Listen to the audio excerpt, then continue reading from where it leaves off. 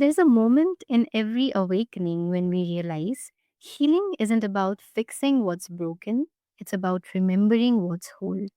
Energy moves first, awareness follows. And when we learn to work with that intelligence, life begins to reorganize around our highest potential. Today, we explore what it truly means to awaken through energy and growth.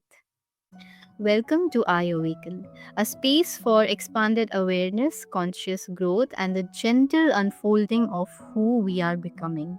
I'm your host, Archita. Today, I'm honored to be joined by Dr. Eleanor Haspel-Portner, a best-selling author and teacher who bridges esoteric wisdom with scientific discovery. Through her work, including the Noble Energy Map, Eleanor has helped thousands of individuals and couples translate spiritual insight into practical, prosperous, and creative living. In this conversation, we'll explore energy healing and spiritual growth, how awakening happens not just in insight, but in embodiment, alignment, and lived experience. So, Dr. Eleanor, welcome to I Awaken. It's a pleasure to have you here today. And it's my honor to be here today. Amazing. I'm really looking to dive into this conversation with you.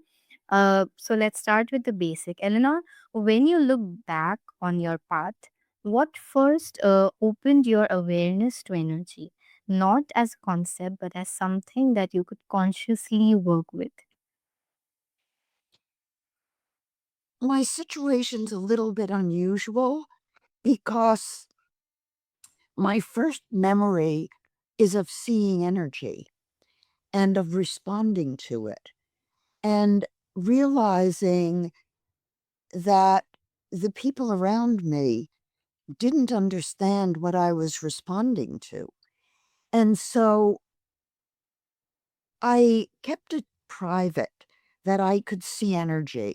But I remember as a young child looking up at my parents or a sibling and saying, "Why are you treating me this way? I wouldn't treat somebody this way." And it was an energetic component where I felt that the energy between us wasn't right, that it wasn't respectful enough. And what's interesting is that I just stored the information and didn't really do anything with it until I was an adult and already in graduate school and working with clients clinically and realizing that every patient in my practice, and I've been a clinical psychologist for over 50 years, but every person who ever came to see me came because nobody listened to their soul. The soul is energetic, it's nuanced, and it can easily be stumbled and ignored. So, my gift is in being able to see energy. Not everybody can, but many people pick up energy within their body and don't even know that it's not theirs. Does that explain it to you? Yes, it definitely does. I mean, like you said, energy, soul, these are sensitive things, and not everybody knows how to deal with them. So it's amazing what you're doing and how you're teaching people to, how to deal with these things, how to understand them better. So it's really amazing, and it makes me wonder about a lot of things, like, how many people imagine energy healing as abstract or disconnected from real life. But what do you feel is most misunderstood about energy work and spiritual growth? I think there are two components to it. One is the energy exchange itself between two people and whether their energy is compatible. But the other component is that communication is very specific to each of the four worlds. the mental waking world, the world of our reality. You and I right now are engaged in the mental waking world. We're talking about the spiritual world, and we're respecting each other's energy spiritually, but we're communicating and have agreed to communicate in the mental waking world. We're not delving into the soul of each other. We're more talking about how we express ourselves and live in the world. So, what I found clinically is that when I'm working with couples who are misaligned energetically, or when I'm talking to someone who's asked me to tune into them, it's a different language. It's a language that does not have auditory, visual, or kinesthetic cues.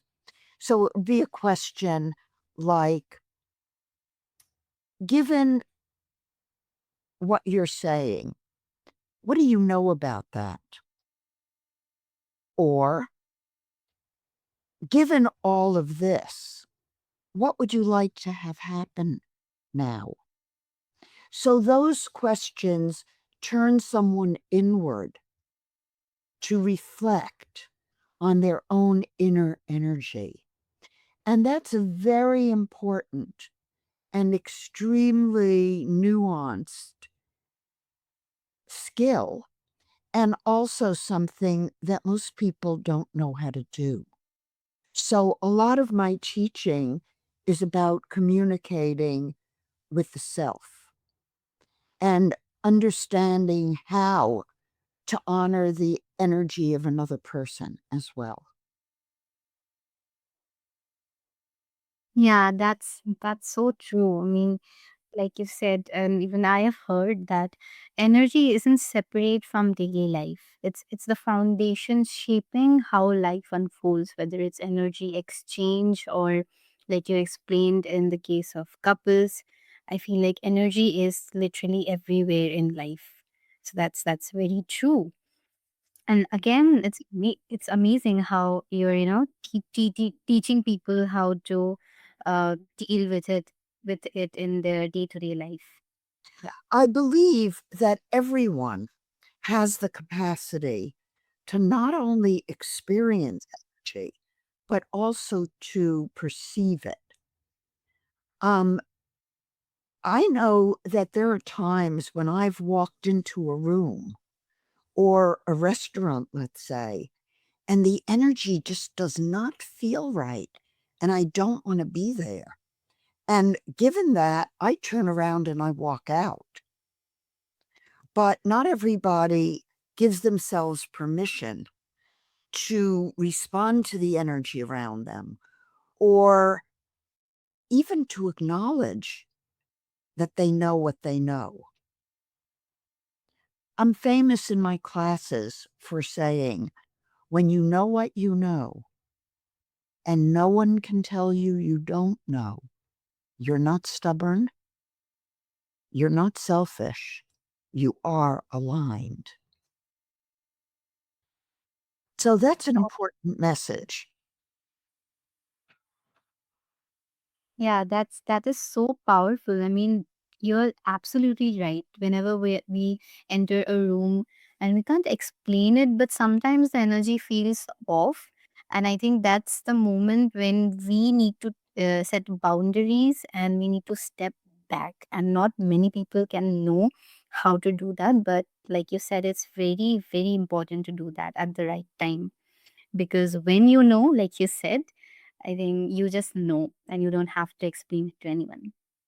But Oh, what would be so empowering in our world would be if we began to honor the energetic sensitivity of young children so that we could bring them up to recognize energy, to exchange healing energy with each other instead of energy that may be disruptive. And bringing awareness, as we're doing in this podcast, to the fact that all of the listeners understand energy. They've had experiences with energy. And responding to it and acknowledging it and giving it legitimacy is what we need to bring into the culture and into our lives.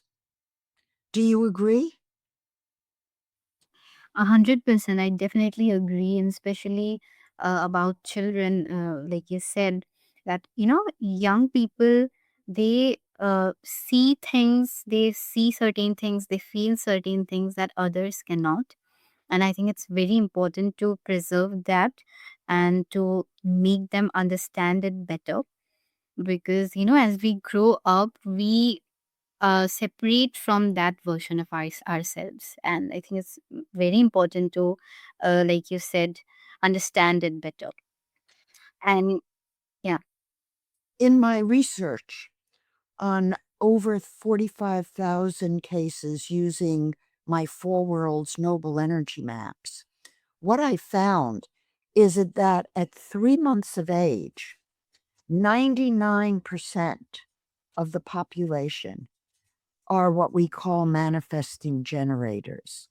That means that at 3 months of age, everyone has everything they need to be fully actualized.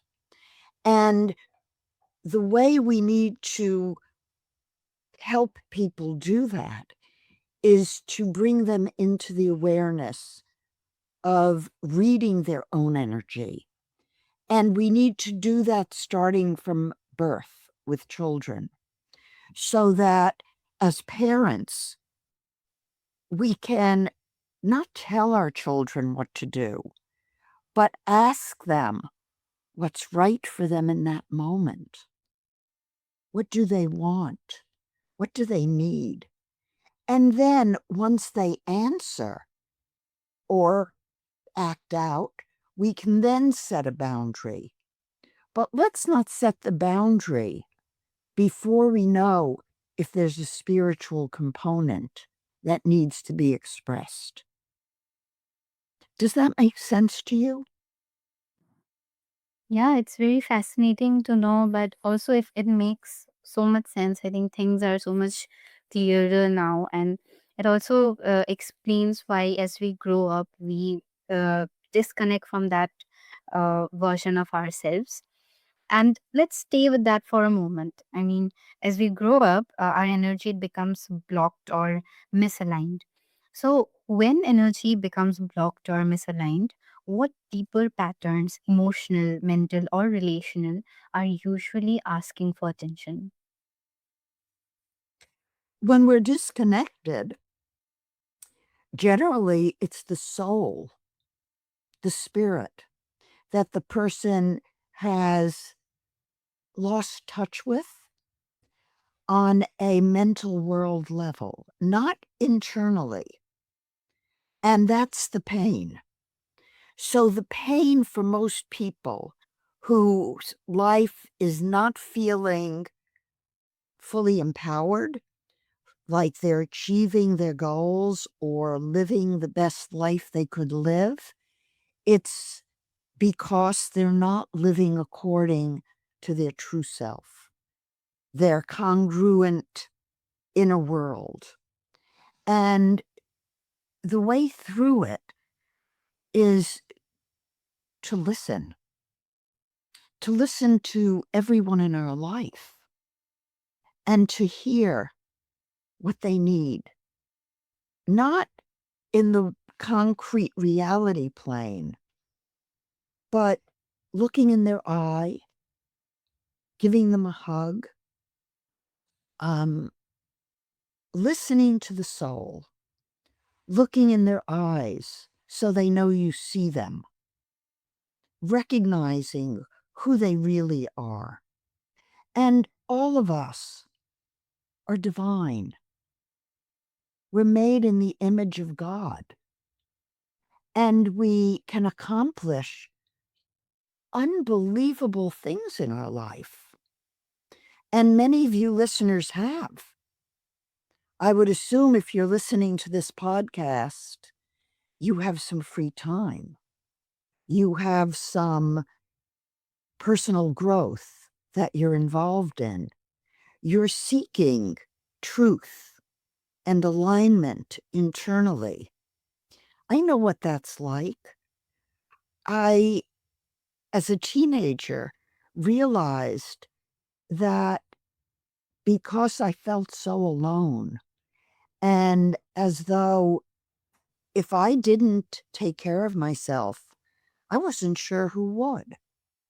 My father died when I was a teenager, and I wasn't sure what stability I would have. So it shaped a lot of who I became: self sufficient, educated, and taking care, most importantly, of the core of my being, and not being willing to compromise my soul to live a life for success, but not inner peace and joy. Wow, that was powerful and also very sensitive. Thank you so much for sharing that with our listeners, Eleanor. And I just want to reflect back on what you said. You talked about listening to the people in your life, and I wonder, that's such a simple thing when we hear it, just listening, but it's fascinating how it can make such a big impact in your life when you really start listening to the people in your life. And it sounds like growth begins when we stop resisting these patterns and start learning from the intelligence that they carry. So, whatever you have shared here today, it's really helpful to me and definitely to our listeners. So, once again, thank you for that. You're So, welcome. yeah, thank you. So, Eleanor, moving on, how does working consciously with energy tend to show up in someone's everyday life, like in relationships, creativity, health, or prosperity? When you're aligned within yourself, you begin to see what we call synchronicities. Excuse me. Synchronicities are what people call coincidences. You might think about somebody and the phone rings and it's them. You might um, be thinking about an issue and you turn on your TV or you look at your phone and something appears that's the answer to the problem. Also, it's very important at the end of every day to express some gratitude for the day, for your life, and add in a because statement to it. I'm grateful for this person in my life because we communicate from our soul and we understand each other.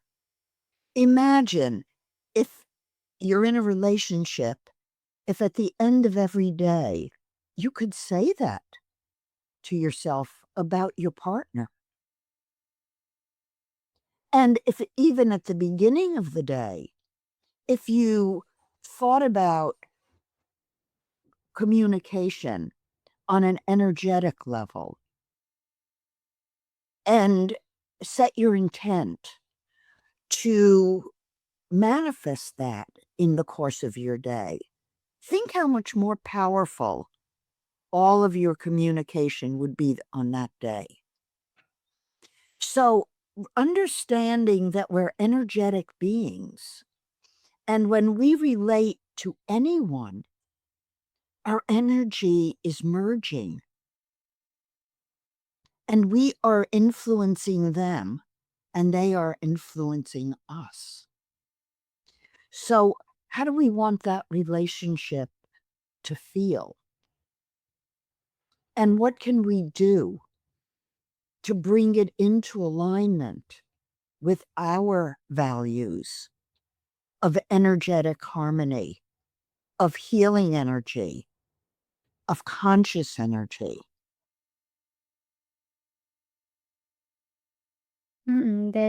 There's something powerful in realizing that spiritual growth doesn't remove us from life. It allows us to engage it more fully and consciously. And whatever you have shared, it has made me realize that energy, healing, spiritual growth, it's literally in every part of our life. We just have to look for it. So, on that note, Eleanor, for someone who feels the call to awaken but doesn't know where to begin, what's a practical way to start working with their energy without feeling overwhelming?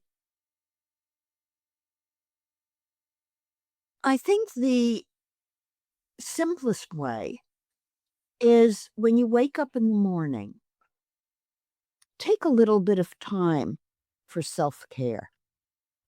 Take some time to meditate.